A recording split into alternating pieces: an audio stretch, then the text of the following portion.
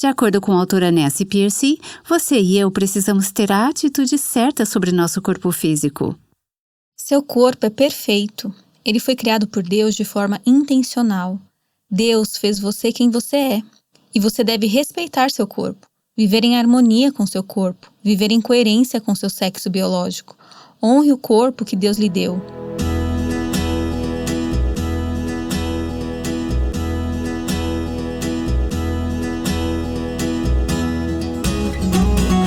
Este é o Aviva Nossos Corações. Nossa apresentadora é a autora de Mulheres Atraentes Adornadas por Cristo, Nancy DeMoss Wogemuth, na voz de Renata Santos. Não precisamos ir muito longe para perceber que as pessoas estão confusas e até enganadas quando se trata de algumas verdades básicas. Coisas como o que significa ser homem ou mulher e o que fazer se você não gosta de como Deus te fez. Felizmente, a palavra de Deus sobre este tópico é clara, como vamos ouvir agora. Aqui está a Dana Gresh para apresentar a nossa convidada de hoje, neste bate-papo super informativo. Você já se sentiu envergonhada do seu corpo? Ou talvez tenha lutado com dietas, ioiô ou até mesmo praticado autolesões? Nossa convidada de hoje nos ajudará a lidar com a falta de amor pelo nosso corpo e também nos dará uma visão além dos nossos problemas pessoais.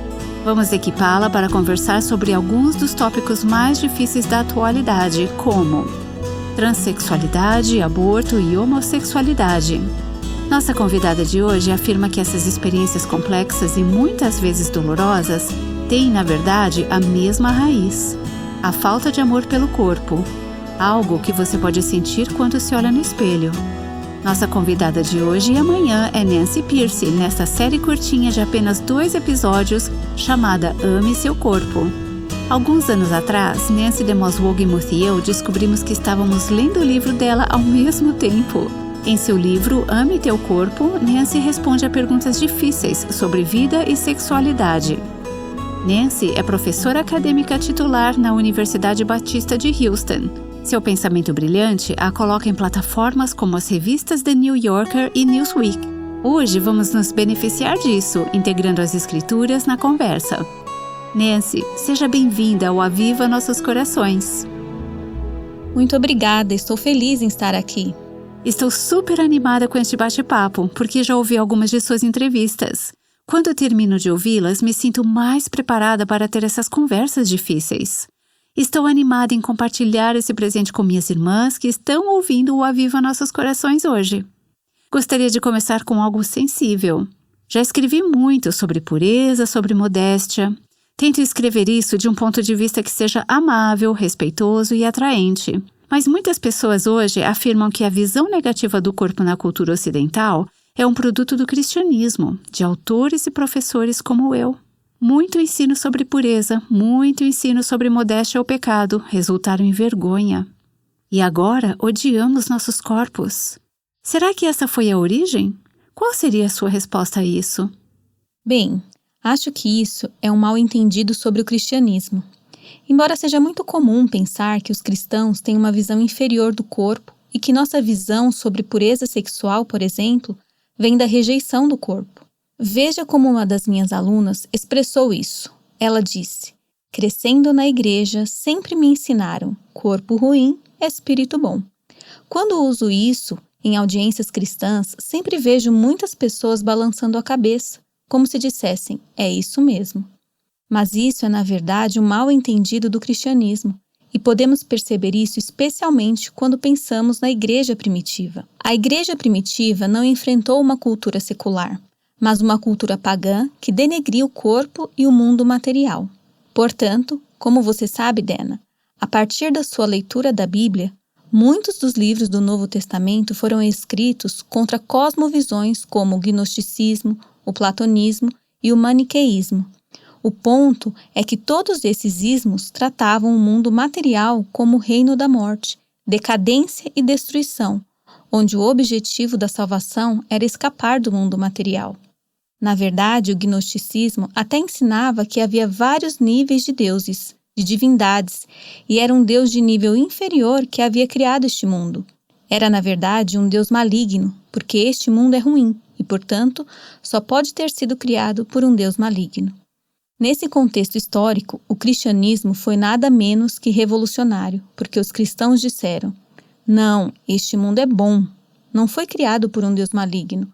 Foi criado por um Deus bom, o Deus de mais alto nível, a divindade suprema, e por isso é intrinsecamente bom. Além disso, o cristianismo também ensinava, e esse foi o maior escândalo, aliás, no primeiro século, que esse mesmo Deus entrou no mundo material, certo? Essa foi a encarnação. Jesus assumiu um corpo físico, portanto, a encarnação é a maior afirmação da dignidade e do valor do corpo humano. E quando Jesus foi executado na cruz romana, poderíamos dizer que ele escapou do mundo material, como o gnosticismo ensinava que deveríamos aspirar a fazer. Mas o que ele fez então? Ele voltou. Para os antigos gregos daquela época, isso não era progresso espiritual. Sim, ele voltou em um corpo físico. O corpo físico dele foi ressuscitado. Em um corpo físico, exatamente. E é por isso que Paulo diz em 1 Coríntios 1:23, o conceito da ressurreição física era uma loucura para os gregos. Eles achavam isso completamente ridículo. E claro, no final dos tempos, o que Deus vai fazer? Muitas vezes pensamos que vamos para o céu e seremos espíritos. Não! O objetivo final é os novos céus e a nova terra, e seremos ressuscitados em corpos físicos. Eu estava conversando com uma pessoa não cristã, não muito tempo atrás. Ela tinha um histórico cristão. Eu disse: olha, o credo dos apóstolos sempre foi, desde o começo, uma promessa de ressurreição do corpo. Os cristãos afirmam o valor do corpo. E minha amiga secular disse: eita, eu aprendi o credo dos apóstolos quando era criança e nunca percebi realmente o que isso significava. O que isso significa é que o cristianismo oferece uma base positiva para uma visão elevada do corpo, e o que precisamos fazer como cristãos é recuperar nossa própria herança. Sim, muitas escrituras estão vindo à minha mente. Quando eu tinha por volta dos 20 e poucos anos, eu tive uma grande descoberta pessoal, lendo Efésios 1. Nesse trecho diz que Deus está trabalhando até chegar à plenitude do tempo. Fará convergir nele, Cristo, todas as coisas, tanto as do céu como as da terra. Versículo 10. E essa heresia dos nossos tempos é, na verdade, o que a sua aluna estava dizendo. Corpo ruim e espírito bom.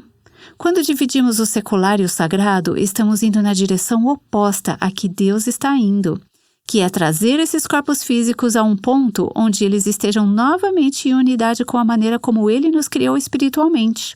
E quando pensamos corpo ruim, não estamos tendo essa mentalidade, estamos? Isso mesmo. Um dos temas, talvez o tema principal, do meu livro Ama Teu Corpo é que os cristãos precisam recuperar a linguagem do valor do corpo. Vou contar uma parte. Uma das histórias no livro é de um jovem chamado Sean Dory. E ele foi exclusivamente homossexual desde muito jovem.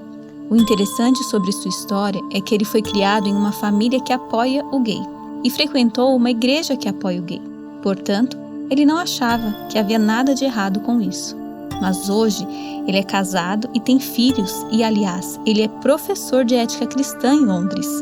Você pode pensar, bem, se ele não foi movido pela vergonha ou culpa, que é o que a maioria das pessoas pensam, certo?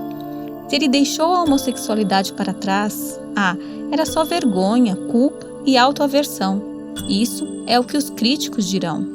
Mas ele disse, não, foi descobrir o valor do corpo. Ele disse, e aqui está como ele colocou, eu percebi que não estava tentando mudar meus sentimentos diretamente, porque isso raramente funciona. Mas o que eu fiz foi dizer, olha, Deus me deu um corpo masculino. Claramente, eu fui criado para interagir sexualmente com uma mulher. Eu passei a aceitar meu corpo como um bom presente de Deus e eu queria viver de acordo com ele. Eventualmente, meus sentimentos começaram a me acompanhar. Portanto, vemos que o X da questão é o tipo de cosmovisão. Nossos corpos são produtos de forças materiais sem mente, como o naturalismo ou materialismo nos diria?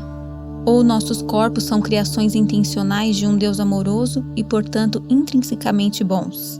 Nossos argumentos contra questões como a homossexualidade não são puramente negativos. não é apenas é errado, é contra a Bíblia, pare de fazer isso. E há algo de errado com você. Essa é a mensagem que as pessoas costumam entender. Não, a mensagem deve ser: seu corpo é bom, ele foi criado por Deus de forma intencional. Deus fez você quem você é e você deve respeitar seu corpo, viver em harmonia com seu corpo, viver em coerência com seu sexo biológico e honrar o corpo que Deus lhe deu. Essa linguagem de honra e respeito pelo corpo é a linguagem que os cristãos precisam dominar se quiserem se comunicar de forma eficaz. Ok, deixe-me fazer uma pergunta do tipo advogada do diabo. Eu não posso honrar a Deus com o meu corpo e ainda ser biologicamente mulher e decidir: acho que gostaria de ser homem. Por que importa que eu aceite o gênero que Deus me deu? Bem, podemos começar ouvindo os ativistas transgêneros. Eles mesmos dizem: o corpo não tem nada a ver com o que eu sou. Meu corpo não faz parte do meu eu autêntico. A BBC Social publicou um vídeo. Destaca uma jovem adolescente que é claramente uma menina, mas ela se identifica como não binária e disse o seguinte: esta é uma citação direta. Não importa em que esqueleto de carne você nasceu, são seus sentimentos que definem você, e com isso seu corpo foi rebaixado a um esqueleto de carne. Há outro documentário da BBC chamado Crianças Transgêneras. Ele disse que o cerne do debate é a ideia de que sua mente pode estar em guerra com seu corpo. Em guerra com seu corpo, e claro, nessa guerra é a mente que vence. Havia uma página do Kickstarter, uma plataforma pública nos Estados Unidos, iniciada por uma mulher transexual. O objetivo era arrecadar dinheiro para um documentário e o título era Eu Não Sou Meu Corpo. Esse título resume bem a ideia. Basicamente, se você ouvir os ativistas seculares a favor de transgêneros, o que eles estão dizendo é: seu corpo não importa, ele não faz parte do seu eu autêntico.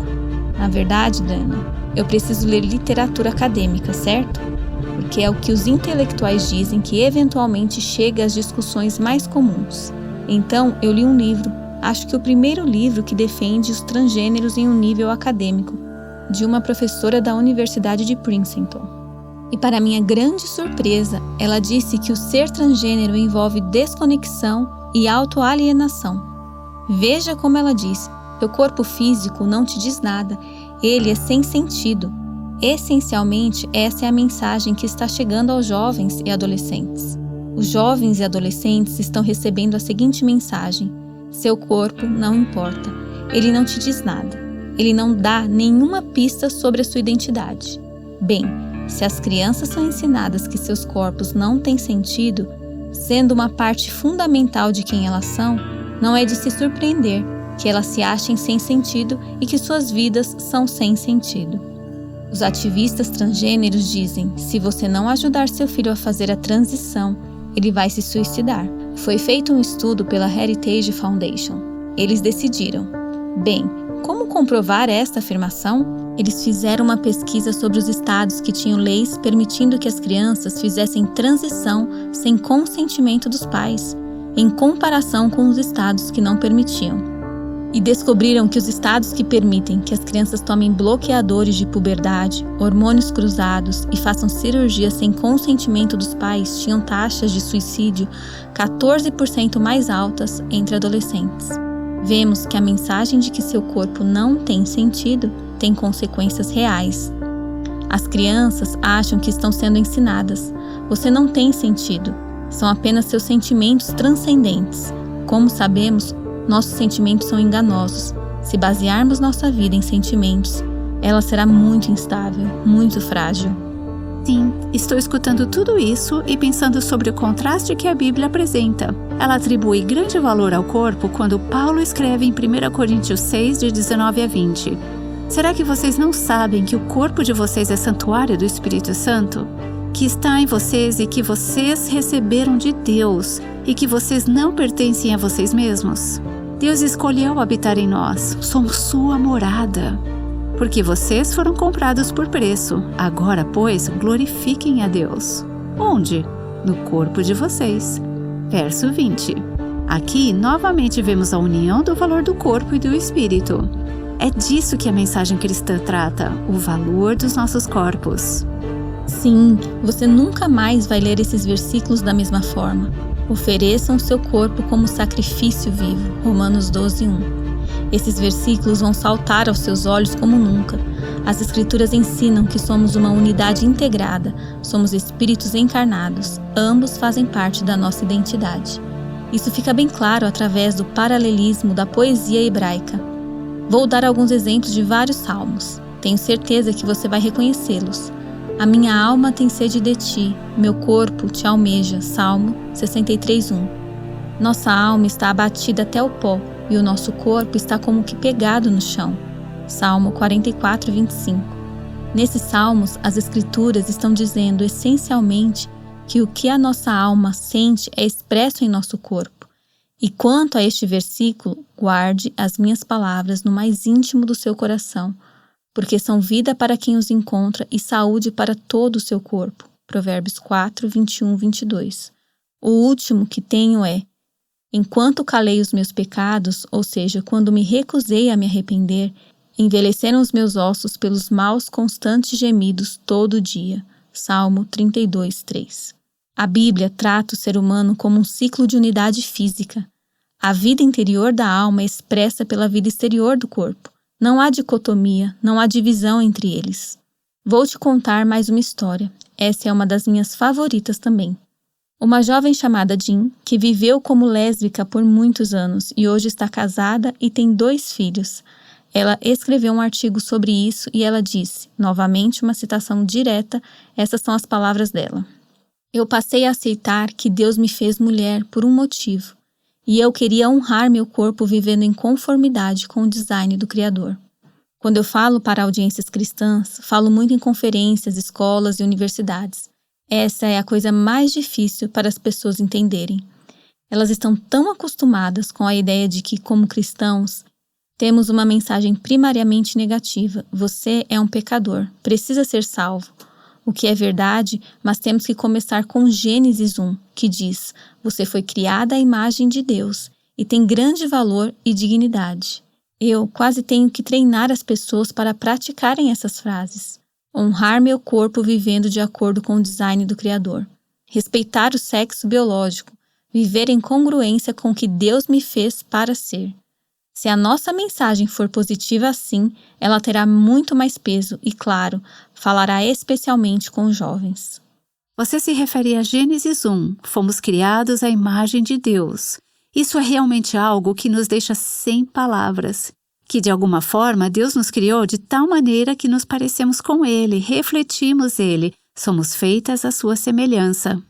É impressionante para mim que nesse mesmo versículo, em Gênesis 1:27, assim Deus criou o ser humano à sua imagem. A imagem de Deus o criou. Homem e mulher os criou. Há tantas coisas em nós que realmente são semelhantes a Deus em contraste com o resto da criação. Nossa capacidade de procriar, nossa capacidade de compor sonetos, sermos criativos. Temos razão, intelecto e dons de conexão que outras partes da criação de Deus não possuem. Por que então a masculinidade e a feminilidade foram as únicas coisas que Deus escolheu para dizer: isso é parte do que faz você ser a minha imagem? Deixe-me responder a isso com uma história sobre um argumento que achei surpreendentemente eficaz, tanto com cristãos quanto com não cristãos. Eu desenvolvi isso primeiro com não cristãos, que são muito voltados para o ambientalismo. Eu os ajudo a ver que é realmente a mesma questão. Eles dizem: o que o ambientalismo tem a ver com a sexualidade? Aqui está a conexão. O movimento ambientalista nos ensinou que, para evitar a poluição e desastres ecológicos, precisamos respeitar a estrutura da natureza. Isso não significa que não podemos intervir, mas quando fazemos, precisamos trabalhar com a ordem natural e não contra ela. E o que os cristãos estão dizendo é que nesses problemas morais também queremos respeitar a estrutura natural de nossos corpos. Não queremos violar a estrutura natural. Afinal, nossos corpos são parte da natureza e devemos respeitar nossos corpos pelo menos tanto quanto respeitamos essa árvore do lado de fora da minha janela ou o rio e não despejamos resíduos tóxicos nele. Nosso argumento é: devemos respeitar nossos corpos como a obra do Criador e viver em harmonia com nossos corpos, viver em congruência com o que Deus nos fez para ser. Lembro de uma conversa que tive com uma amiga que veio tomar café da manhã na minha casa. Essa amiga tem um pensamento bem liberal e sempre reflete bastante sobre questões ambientais e luta em prol de questões de sexualidade e identidade. Quando trouxe os ovos, essa amiga me disse: eu não como ovos. Eu não faria isso com as galinhas. Bem, eu não tenho galo na minha fazenda, então eles não são fertilizados. E na conversa, eventualmente eu disse: mas tudo bem abortar um bebê? Isso não é lógico, é? Não é. Esse é um bom ponto. De alguma forma, o aborto segue a mesma lógica. O que a maioria das pessoas não percebe é que, se você ler ou conversar com bioeticistas seculares, eles também argumentam a favor do aborto com base na ideia de que o corpo não tem valor. Veja como eles argumentam. Eles dizem: sim, o feto é humano. Você percebe que hoje nenhum bioeticista secular nega que o feto é humano? A evidência do DNA, da genética, da ciência é forte demais para ser negada. Então eles dizem: sim, o feto é biologicamente humano, geneticamente, fisiologicamente, cromossomicamente o feto é humano. Como eles contornam isso então para apoiar o aborto? O que eles dizem é: bem, é humano, mas ainda não é uma pessoa. E eles definem a personalidade em termos de alguma capacidade mental, algum tipo de autoconhecimento, função cognitiva e assim por diante. E o que eles estão realmente dizendo? Estão dizendo: enquanto você for humano, você não conta. O feto pode ser abortado por qualquer motivo ou nenhum motivo. Pode ser usado para experiências científicas, pode ser manipulado geneticamente, pode ser repartido para obtenção de partes que podem ser comercializadas, como a organização em prol do planejamento familiar faz, e depois jogado fora como qualquer resíduo médico, que é exatamente como os jornais médicos se referem a ele: resíduo médico. Essencialmente, o que estão dizendo é: embora o feto seja humano, ele não tem direitos humanos, não tem status moral, não merece proteção legal. Basicamente estão dizendo: ser humano não é mais uma base para os direitos humanos. Eles jogaram completamente fora a noção de direitos humanos. E essencialmente a razão pela qual sua amiga pode ser a favor do aborto é porque o raciocínio é: mesmo que o feto seja humano, ele é apenas um corpo. A propósito, essa é uma das maneiras como os bioeticistas às vezes chamam isso. Eles dizem: é apenas um corpo, e até que ele se torne uma pessoa, não lhe damos nenhuma proteção legal. Percebe como a lógica dos argumentos a favor do aborto está mais uma vez desvalorizando o corpo? Os cristãos ainda não entenderam completamente a forma do argumento hoje. Foi por isso que escrevi o livro Ama Teu Corpo, para ajudar os cristãos a perceberem que todas essas questões, do aborto à homossexualidade, passando pelo transexualismo, eutanásia, estão baseadas numa visão do corpo. Isso pode ser muito útil para nós ao falarmos com nossos amigos não cristãos ou amigos cristãos mais liberais, porque temos a tendência de tentar encontrar bons argumentos para cada uma dessas questões de forma independente. Vamos arranjar argumentos para essa questão, outros para aquela, e como falamos sobre aquela questão? Bem, acontece que todas elas têm uma cosmovisão subjacente comum. Se você entender essa cosmovisão, estará preparado para falar sobre todas elas, e é muito mais fácil. Sua tarefa será muito mais fácil porque você poderá abordar a cosmovisão subjacente que conecta todas elas. Eu amo que você esteja nos convidando a abraçar a ideia de amar o próprio corpo, porque isso realmente nos tira de alguns espaços onde a linguagem se tornou tão volátil, explosiva. Definições foram mudadas e, para falar a verdade, batalhas são travadas e vencidas com base nas palavras. E você não ouve a palavra corpo necessariamente nas conversas sobre essas questões, embora haja esses subentendidos acontecendo. Se pudermos apenas mudar a conversa para dizer: ei, deixa eu te perguntar, não vamos falar apenas sobre pronomes ou sobre direitos dos pais para as crianças que estão se submetendo à transição nas escolas públicas. Vamos falar sobre algo diferente. O que você acha sobre o valor do seu corpo? Mudar a direção da conversa, certo? Isso é o que você está nos convidando a fazer. Sim, eu amo a maneira como você colocou isso. Isso é ótimo. Deixe-me dar um exemplo. Havia um site super mundano e liberal. E li uma entrevista com uma menina de 14 anos que havia feito a transição para o sexo masculino aos 11 anos. Viveu como um menino trans por 3 anos e depois recuperou sua identidade de menina. E foi assim que ela colocou novamente, citação direta. Ela disse: "O ponto de virada aconteceu quando percebi que aprender a amar meu próprio corpo não é terapia de conversão." E eu pensei: uau, da boca das crianças. Ela tem apenas 14 anos e já percebe que a questão aqui é se você ama seu corpo. E isso não veio de um site cristão, mas de um muito secular, muito liberal. O que isso mostra é que até as pessoas seculares estão começando a perceber que a questão-chave aqui é o seu corpo. Vemos pessoas seculares dizendo agora: a agenda transgênero representa ódio ao corpo. As pessoas estão percebendo isso. Sim, como cristãos, precisamos nos atualizar sobre onde o debate realmente está. O debate agora é: reconhecemos nossos corpos como valiosos? E isso é muito prático devido a algumas questões muito pessoais que temos. Como lidamos com nossos próprios filhos, ou nossos vizinhos, ou colegas de classe de nossos filhos, as pessoas em nossas igrejas ou escolas cristãs? Uma boa forma de abordagem, eu diria, é o que acabou de dizer, que é: vamos falar sobre o valor do seu corpo. Queremos transmitir que amamos, respeitamos e valorizamos você e seu corpo. No meu livro Ama Teu Corpo, eu falo sobre um jovem que teve disforia de gênero desde muito jovem. E a verdadeira disforia de gênero, aliás, costuma começar em uma idade muito jovem. Hoje em dia, temos muitas meninas se assumindo com o sexo oposto na adolescência. Mas a disforia de gênero tem sido tradicionalmente algo que começa bem cedo. Então, esse menino, que eu chamo de Marcos, não é o nome real dele, antes de aprender a andar, as pessoas já percebiam que havia algo diferente nele. A babá disse à mãe dele: "Ele é bom demais para ser um menino." O que ela queria dizer é que ele era doce, gentil, obediente e quieto, coisas que normalmente associamos mais às meninas. Quando estava na pré-escola, todos os dias, quando a mãe o pegava, ele estava brincando com as meninas, e não com os meninos.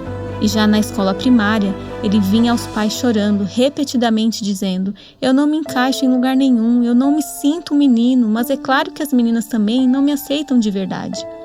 E deixe-me ver se consigo lembrar as palavras exatas dele. Ele disse para a mãe dele: "Eu me interesso pelas coisas das meninas. Eu gosto do que as meninas fazem. Deus deveria ter me feito uma menina." E é claro que isso foi muito doloroso tanto para ele quanto para seus pais. Quando ele se tornou um adolescente, ele estava pesquisando na internet em busca de informações sobre cirurgia de mudança de sexo. E o que os pais dele fizeram? Em primeiro lugar, deixaram claro que o amavam exatamente como ele era. Eles não tentaram mudá-lo. Quando eu estava no seminário, tive um amigo que tinha sido homossexual. Ele disse: "Quando eu era jovem, gostava de música e poesia. Meu pai ficou chocado e tentou de tudo para me fazer ficar macho, me forçando a atividades mais masculinas, como esportes." Os pais de Marcos não fizeram isso. Eles disseram a ele: "Está perfeitamente bem ser um menino gentil, emocional, sensível e relacional. Isso não significa que você seja realmente uma menina." E eles o guiaram por meio dos dons do Espírito. Eles disseram: "Olha, os dons do Espírito não são divididos por sexo. Não é como se o ensino e a profecia fossem dons dados somente para os homens, como se fossem dons masculinos e a misericórdia e o serviço fossem femininos. O fruto do Espírito não é dividido por sexo. A grande maioria dos mandamentos nas Escrituras não é dividida por sexo." Eles até o levaram a fazer testes de personalidade como o Myers-Briggs. Isso mostra que tanto homens quanto mulheres podem estar em qualquer ponto do espectro. Homens podem ser sensíveis e gentis, e uma menina obviamente pode ser mais extrovertida, racional, tomar decisões e ser assertiva. Não devemos impor estereótipos às crianças em relação ao gênero. Foi um longo e doloroso processo. Foi até os 20 e poucos anos de Marcos que ele realmente aceitou sua identidade como homem e se reconciliou com seu sexo verdadeiro. O que precisamos fazer com os jovens que se aproximam de nós é responder da maneira como os pais de Marcos responderam, dizendo: "Nós te amamos exatamente como você é. Está tudo bem ser como você é." Você sabe o que Marcos me disse? Ele disse que os lugares mais difíceis são os círculos cristãos, como igrejas e grupos de jovens. Ele disse que isso acontece porque os cristãos estão tão preocupados em se opor à cultura secular que quase enfatizam demais os estereótipos masculinos e femininos.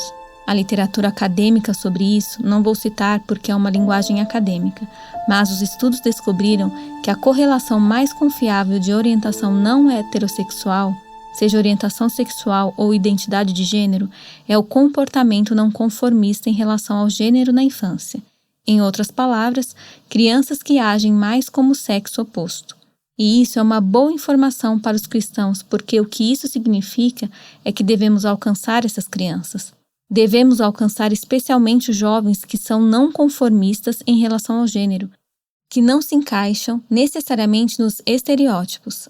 A linha favorita dos pais de Marcos, a que eles mais usaram foi: não é você que está errado, são os estereótipos que estão errados. Isso é muito bom. Quando falo para audiências cristãs, digo: veja, se você está em uma escola cristã ou igreja, procure alcançar as crianças que não são conformistas em relação ao gênero, porque elas estão sob uma pressão enorme hoje em dia. Perceba que elas serão alvo de ativistas de gênero. Eu ouvi de vários pais que dizem isso. A propósito, isso não é especulação. Pais dizem: meu filho não conformista em relação ao gênero está sendo alvo na escola e ouvindo o seguinte: se você é uma menina mais masculina, bem, você precisa admitir que é um menino. Ou, se você é um menino mais feminino, você precisa admitir que é uma menina. Elas estão sob uma pressão tremenda hoje em dia. O que você está dizendo é que se sua filha gosta de caçar com o papai, tudo bem. Se sua filha prefere muito mais usar calças jeans do que saia e se envolver em atividades consideradas mais masculinas, talvez Deus tenha criado ela para fazer algumas dessas coisas. Eu não sei exatamente o que são essas coisas, mas precisamos parar de fazer com que meninos sejam azul e meninas sejam rosa. Isso não está na Bíblia. Há coisas muito claras nas Escrituras sobre as diferenças distintas entre ser homem e ser mulher. E isso importa muito. Eu acredito que isso importa muito, mas estamos acrescentando coisas quando dizemos que um menino não pode ser um bailarino quando crescer, ou que uma menina não pode ser uma caçadora de classe mundial quando crescer. Isso não está nas Escrituras e precisamos ter muito cuidado com isso. Ouvimos a co-apresentadora do Aviva Nossos Corações, Dana Gresh, conversando com Nancy Pearcey sobre como podemos valorizar e ser gratas a Deus pelos nossos corpos e como podemos ajudar as crianças a pensar sobre isso e processar essas questões também de forma saudável. Eu espero que você pare e agradeça hoje pelo seu corpo físico. Sei que isso pode ser difícil para algumas de nós, mas podemos descansar sabendo que Deus sabia exatamente o que estava fazendo quando nos criou. E mesmo que o seu corpo possa estar cronicamente doente, ou deformado, ou simplesmente não funcione como costumava, você pode descansar sabendo que, se você é filha de Deus, algum dia Ele lhe dará um corpo novinho em folha, um corpo livre dos efeitos do pecado e da maldição. Vai ter valido muito a pena esperar. Amanhã, Nancy Pearcey e Dana Gresh continuarão a conversa sobre como podemos ter uma visão correta dos nossos corpos e por que isso é tão importante. Aguardamos você amanhã, aqui no Aviva Nossos Corações. O Aviva Nossos Corações é o ministério em língua portuguesa do Revive Our Hearts, com Nancy DeMoss Wogemuth, chamando as mulheres à liberdade, à plenitude e à abundância em Cristo.